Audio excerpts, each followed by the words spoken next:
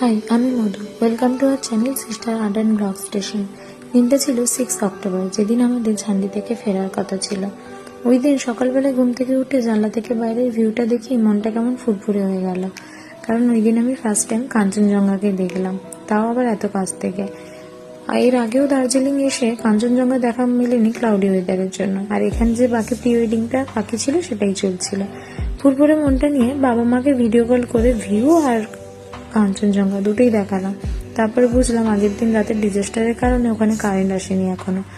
এই ছাতা আর মেঘ নিয়ে আমি একটু মশকরা করছিলাম। সেটা করতে করতে হয়ে গেল ব্রেকফাস্টের সময়। ব্রেকফাস্ট করে আমরা এগোলাম রাস্তার দিকে।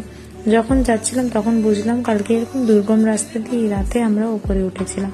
আমি আর দিদি ফ্রেশ এয়ার নিতে নিতে যাচ্ছিলাম এনজিপির দিকে। রাস্তায় একটা চা বাগান আর ঝর্ণা দেখে গাড়ি দাঁড় করানো হয়েছিল কিছু ছবি আর ভিডিও নেওয়ার জন্য। তারপরে আমরা যাচ্ছিলাম এনজিপির দিকে। ততক্ষণে এনাদের এই অবস্থা, সবাই প্রায় ঘুমিয়ে পড়েছে, খুব ঘুম পেয়েছিল। তাই 3টের সময় এনজিপি থেকে বন্দে ভারত ছিল আমাদের। 3টে সিটের একটা আলাদা হওয়ায় আমি ওটা নিয়েছিলাম। স্ন্যাক্স আর ডিনারের মজা নিতে নিতে পৌঁছে গেলাম হাওড়া স্টেশন। যখন র্যাপিডো করে হোস্টেলের দিকে এগোচ্ছিলাম তখন মনে পড়লো 2 বছর আগে এমন সময় রাত্রিবেলায় আমি কাউকে হাওড়া স্টেশন থেকে নিতে এসেছিলাম, আর এই আপসেট মনটা নিয়েই আমি চললাম হোস্টেলের দিকে।